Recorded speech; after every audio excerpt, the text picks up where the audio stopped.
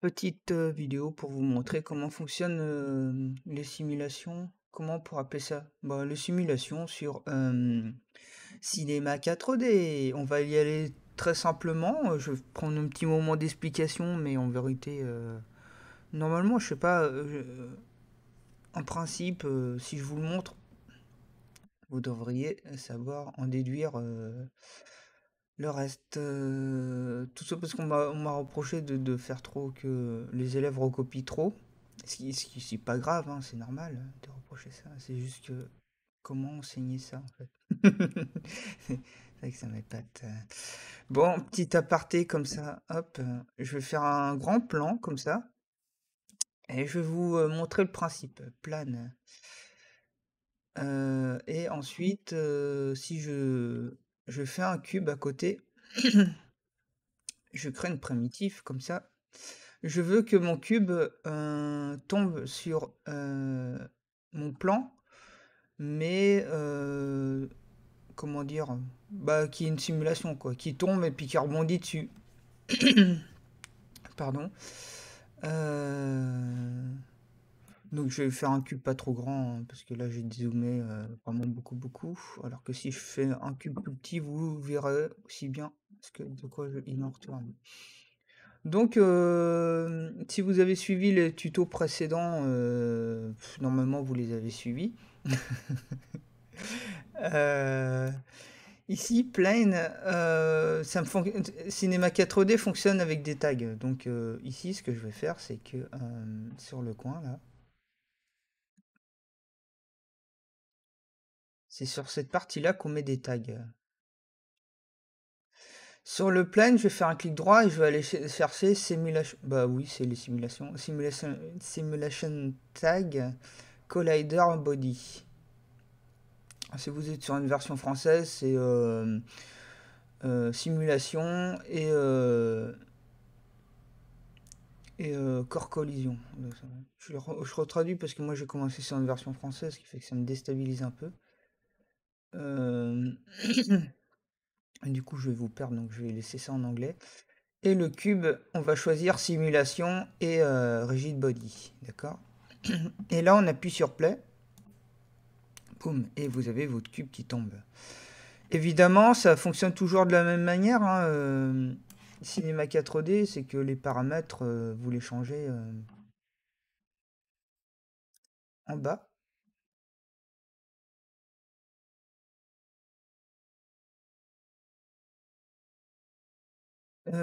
Tout en bas, là, ici, vous avez plein de paramètres. Admettons que vous trouvez qu'il rebondit pas assez, vous pouvez changer ici. Je vous dis ça parce qu'en fait, je ne sais pas comment on fait. Euh, L'espèce de bras cassé là, hop, qui vous dit un truc. Mais vous comprenez le principe. Alors, je regarde rebondir, hein, donc je vais rajouter du rebond, hein. À mon avis, c'est ça, hein. Voilà, donc vous voyez, rebondit beaucoup plus. Si vous diminuez la friction, je crois qu'il va se mettre à glisser. Hop.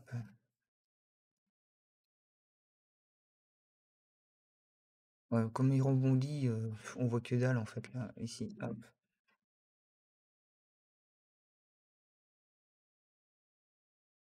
Vous voyez, il glisse beaucoup plus. Là, j'ai mis friction à zéro et du coup, il glisse une fois qu'il est sur le pain. Donc, c'est des choses à voir ici.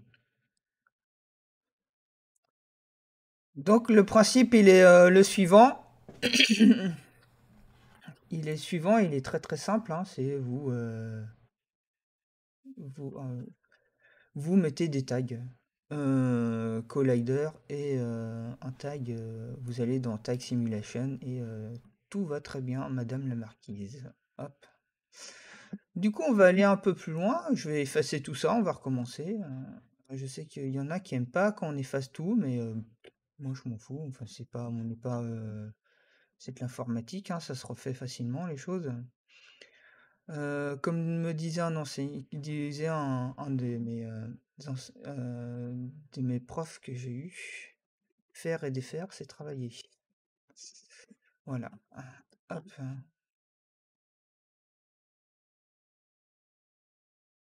Faire et défaire, c'est travailler.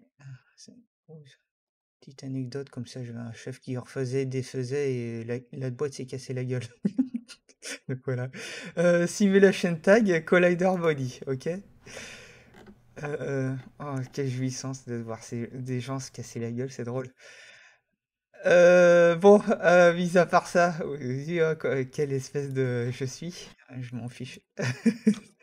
Je vais faire un cube de 50-50, un tout petit cube, et je vais faire ma Dora l'exploratrice en demandant en fait, savez-vous comment fait-on un homographe, un cloneur? Faisons, comment faisons un comment, comment fait-on un cloneur? Je vous laisse 5 secondes. On va chercher dans mon graphe. Hop, et cloneur. Le chemin le plus court, c'est celui-ci. Hop. Donc, on va cloner notre cube. Vous allez comprendre ce qui va se passer. C'est que, hop, si je déplace mon cloneur ici, hop, je rajoute un peu plus de cubes et que je rapproche mes cubes. Et là, ils sont trop près, hein, je suis désolé. Voilà, 80-80. On a une rangée de cubes. Waouh, c'est génial. Si je veux que cette rangée de cubes tombent les uns sur les autres, c'est totalement possible, hein.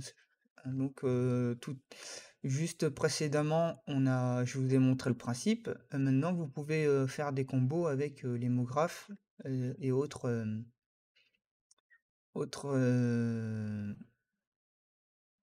autres générateurs et déformateurs. Voilà. Je suis pas sûr pour les deux derniers. Générateur, oui, si vous mettez la subdivision, ça va marcher. Déformateur, à voir. Donc, à clic droit, simulation. Alors, on fait simulation sur le plan, hop, collider body, et donc sur le cube, on met un clic droit, simulation et rigid body. Boum, vous voyez que ça tombe. Bon, pour que vous voyez plus et pour que ça soit surtout plus rigolo, Michael Bay, quand tu nous tiens, on va, hop, on va mettre beaucoup plus haut.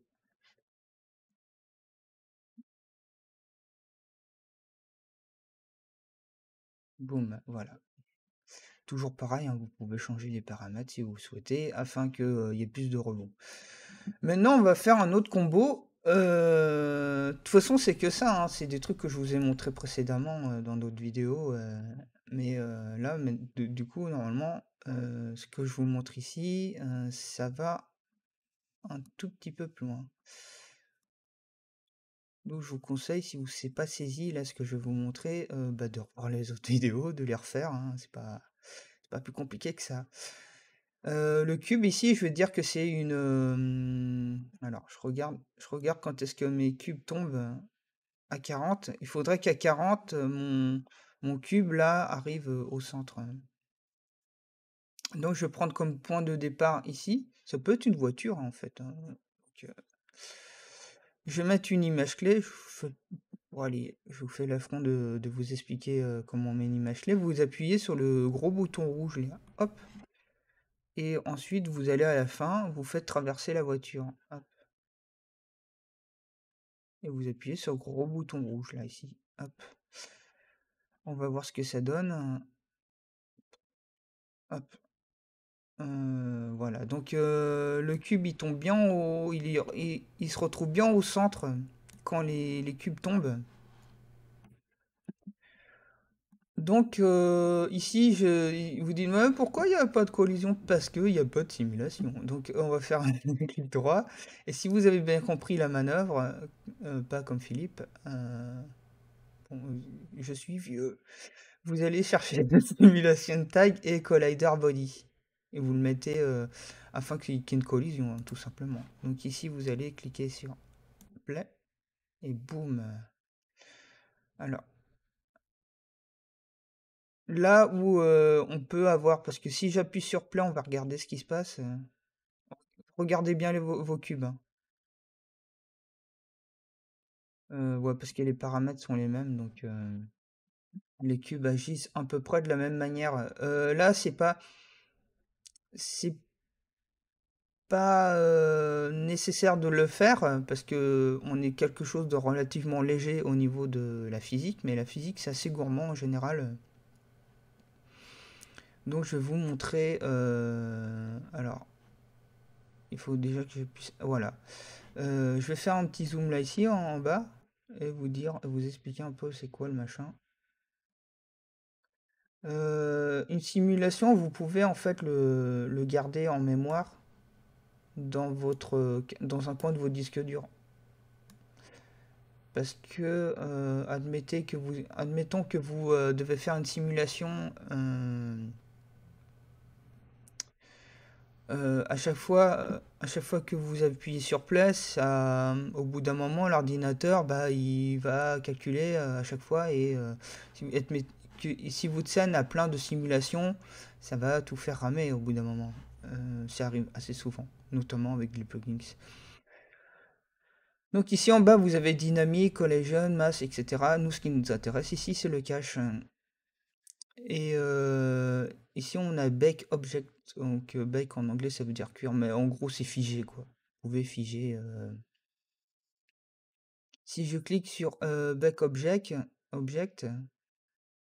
et là, il me l'a mis en mémoire. C'est trop bizarre.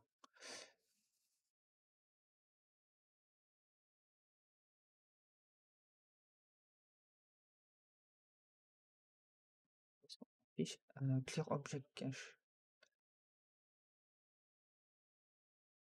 Et donc, si je ne m'abuse, si je mets bake all, alors bake object, ouais, il m'a mis, ça prend 88, 836,75 kilobytes, c'est en anglais, hein, nous c'est kilooctets. Donc oui, il l'a mis en cache, ce qui fait que normalement, là il n'y a plus de simulation, hein. Ça veut dire que il a sauvegardé comment les cubes tombent. Admettons, si j'enlève le cube là, on va regarder si ça a gardé en mémoire. Ouais. Vous voyez que les cubes, baf, ils partent là alors que j'ai plus le cube qui leur tape dedans. Donc tout a été gardé en mémoire. Donc voilà. Euh, je vais m'arrêter là. Je vais essayer de vous trouver d'autres choses à faire en termes de simulation. Mais voilà, en ce qui concerne le principe de base de la simulation. Voilà. Et à la prochaine vidéo.